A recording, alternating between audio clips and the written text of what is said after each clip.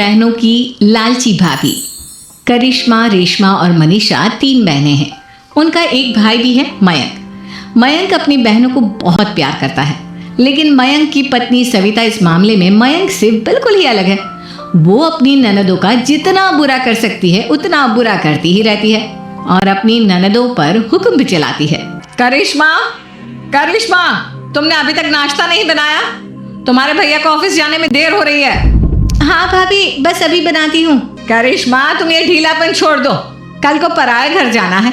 वहां अगर तुम इस तरह से काम करोगी तो लोग क्या कहेंगे कि माँ ने और भाभी ने कुछ सिखाया नहीं। और तुम्हारी दोनों बहनें कहाँ हैं? रेशमा मार्केट गई है और मनीषा सो रही है।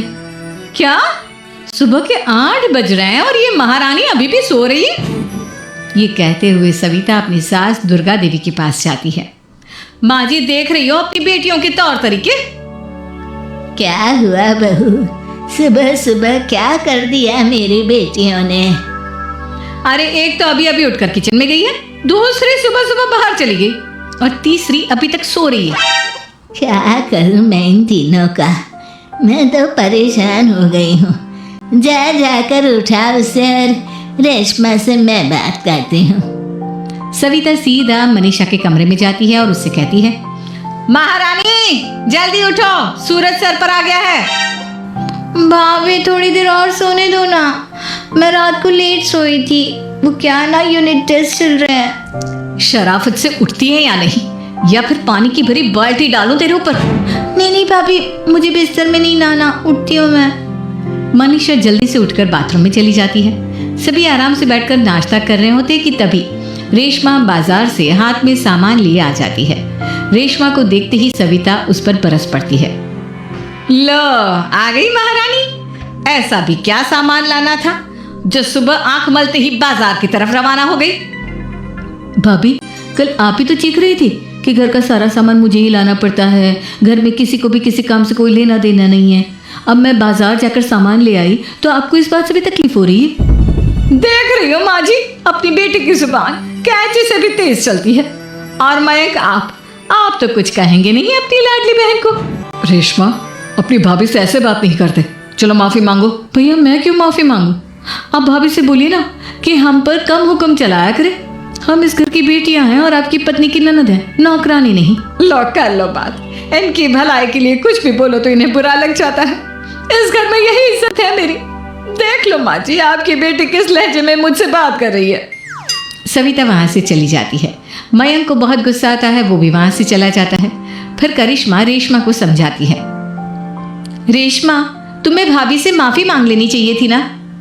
लेकिन दीदी, मैंने कुछ किया ही नहीं तो मैं माफी क्यों मांगू? हाँ करिश्मा दीदी, रेशमा दीदी जैसे ही घर में आई भाभी ही उन पर चिल्ला रही थी। हाँ, मैं मानती हूँ कि गलती भाभी की थी। मैं तो इसलिए बोल रही हूँ कि भाभी ने माँ को तो पूरी तरह अपने वश में कर लिया है। वो हमारी बात सुनती ही नहीं। मयंक भैया हमारे लिए हमेशा खड़े रहते हैं, इसलिए उनकी बात का मान तो तुम्हें रखना चाहिए था ना। कोई फायदा नहीं दीदी, कुछ दिनों की बात और है, भाभी उन्हें भी हमारे खिलाफ भड़का देंगी। फिर वो भी माँ की तरह हमारी किसी बात का विश्वास नहीं करेंगे। इसी तरह सविता अपनी तीनों ननदों को किसी न किसी बात पर परेशान करती रहती थी। एक दिन मयंक अपनी तीनों बहनों के लिए गिफ्ट लाया। क्या रेशमा, ये तुम्हारे लिए हार का सेट। रेशमा, तुम्हारे लिए सुंदर सी ड्रेस। और मनीषा, तुम्हें किताबें पसंद है ना, तुम्हारे लिए किताबें लाया हूँ। थैंक यू भैया। थैंक यू भैया। थैंक यू भैया। करिश्मा, तुम्हारा नेकलेस कितना सुंदर है। ये भैया कहाँ से ले आए होंगे? मैंने भैया को 3 दिन पहले फोन पर ये डिजाइन दिखाया था और आज भैया ये ले आए। सविता तो अपनी ननदों के गिफ्ट्स देखकर जल गई और करिश्मा का नेकलेस तो उसे भी बहुत पसंद आया था। अपनी बहनों के लिए कितना अच्छा नेकलेस लेकर आए हैं, मुझे कभी कोई गिफ्ट नहीं दिया। मैं आज ही ये हार चुरा लूंगी। रात में सविता करिश्मा का हार चुरा लेती है और इसी तरह उसे अपनी ननदों की जो भी चीज अच्छी लगती वो उसे मांगती नहीं, बल्कि रात के अंधेरे में चुरा लेती। इसी तरह दिन बीतते गए और सविता ने मयंक के दिल में भी उसकी बहनों के लिए नफरत पैदा कर दी। एक दिन मयंक ने करिश्मा और रेशमा के लिए रिश्ता देखा और ये बात उसने घर में सबको बताई। माँ, करिश्मा और रेशमा के लिए बहुत अच्छा रिश्ता आया है। वो लोग कल इन्हें देखने आ रहे हैं। आप और सविता मिलकर सारी तैयारी कर लेना।